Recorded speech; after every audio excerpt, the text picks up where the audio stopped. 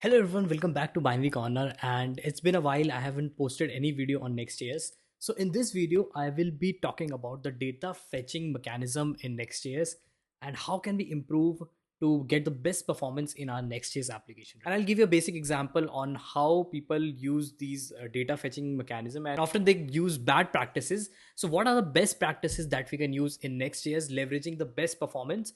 So I'll be demonstrating you. So if you're new to the channel, make sure you subscribe to the channel. I have been posting quite a few videos of Next.js, including routings and the layouts and all these things. So if you're interested in Next.js videos or development series, I'll be posting all these things. So let's start the video with exploring Next.js documentation. So if you go on server side components, so we can see that there are a few things that we need to include, and one of them is these sequential and parallel data fetching. So data fetching is kind of very common in front-end applications if you're using React or Next.js, and we often kind of fetch these data onto our UI. So let's get with a basic example on what I have created here. So first is this sequential versus parallel fetching mechanism. So I'll be demonstrating you like what is this sequential and how can we improve it to a parallelism and improve the performance there, and then I'll show you how the streaming works in Next.js, right? So let's start with a basic example, and I have created one single page application which is basically fetching post and comments. So if I refresh the page, you will see it takes some time to fetch post and comments, right?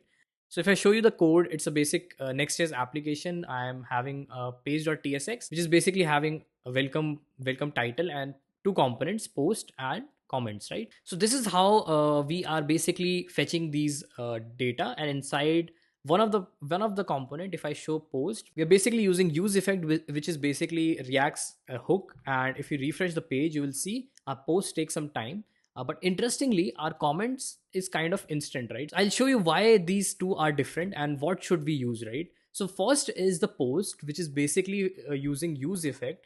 And if you're coming from the React's background, you might know that it's a default way of fetching data on the UI, right? So we basically use effect to create a component inside, and we basically call it, and then we use use state to get the data, set the post, and then show the post over here, right? So this is the a default thing that most of the people are still using in the Next.js, and this is the one mistake. So this is the common mistake what I saw people doing in Next.js.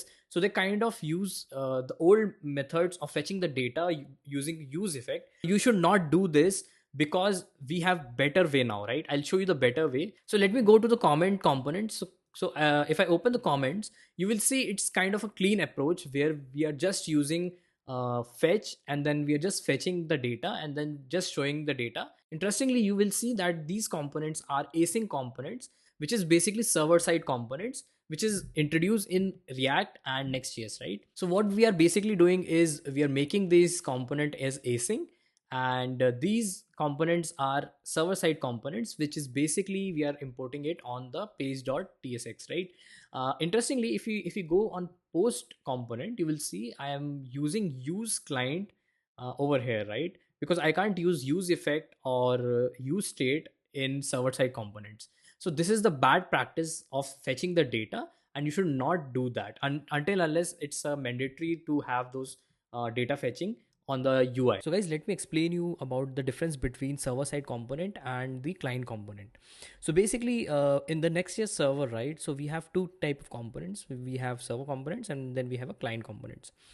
So how it behave in this architecture, and on the right we have a user's browser, right? So when our users browsers try to reach out and render the server side component, the server side component compiles this JavaScript on its own and then sends the plain HTML and CSS file precompiled to the user's browser.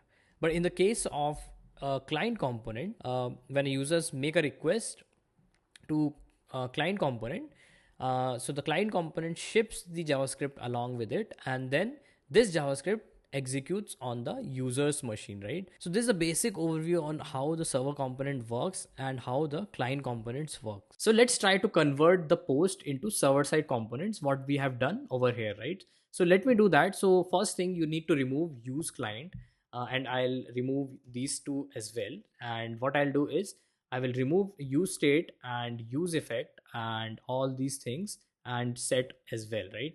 And simply what I'll do is just convert this function into a async function, and I will just remove this function from this, right? And this is pretty much it on converting it to the server side component.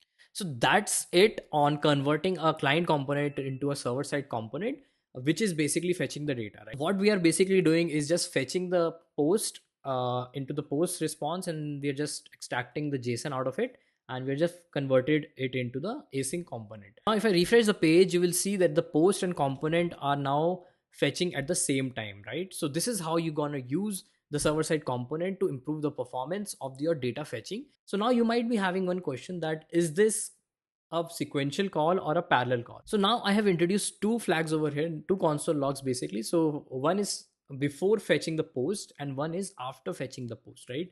So let's see how it will behave. So I'll go in comments as well, and I will do. So if you observe carefully in the console, you might see if I save the post, right? I'll just clear it out and I'll do a refresh over here. So now you will see both of the calls are parallel because they are fetching first. We are basically fetching these posts first, and then we are basically rendering it after that, right? So our Next.js is smartly handling those situations. But yes, we can convert into a sequential call if we add await before the post, right? So now you will see I have added await and I have converted this function as well to a async function. So now if I refresh the page, now watch carefully. If I refresh the page, you will see logs like fetching post completed, fetching components after we completed the. But we will do is we'll just remove this to make the calls parallel and improve the performance. So this is good enough. Now the another question which comes to our mind is, what if one call takes a lot of time to fetch, right? We might have a case that the post endpoint is taking a long time, which is basically blocking our UI to be displayed, right? So I'll show you. So I'll show you with a basic example. So what I'll do is I'll go to post component and I will introduce one fake timer, right? Basically, we are mocking like it will take some time to fetch our data.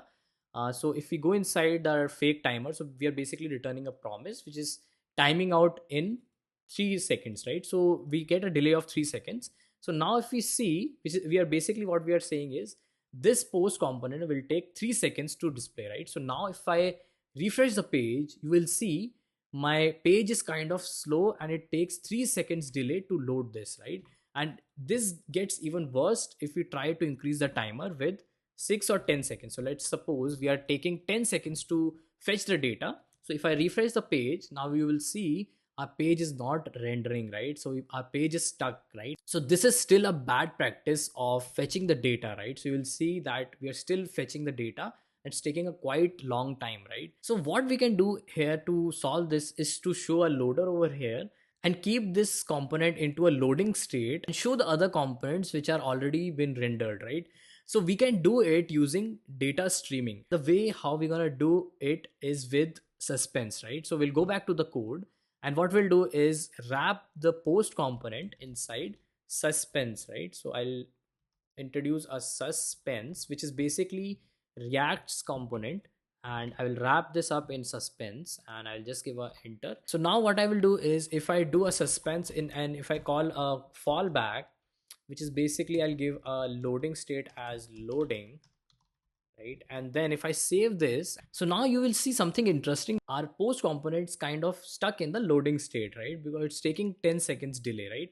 Meanwhile, we are showing components which have already been loaded onto our Next.js application, right? And after the 10 seconds, our post components showed up, right? So this is exactly what I mean by streaming component. So this is how you're gonna wrap these async components into Suspense boundary, and you can get the loading performance out of it, right? So this is it on showing the basic example of data fetching and how you're gonna use this. In the next video, I'll show you some more examples on data fetching and best practices on how we're gonna separate the data fetching layer into another files and use these states to fetch more things, right? If you have complex logic, if you have multiple nested components, how we gonna fetch these, right? If you're interested in that, make sure you hit like and subscribe to our channel for more such videos, and I'll see you in the next one. Thank you.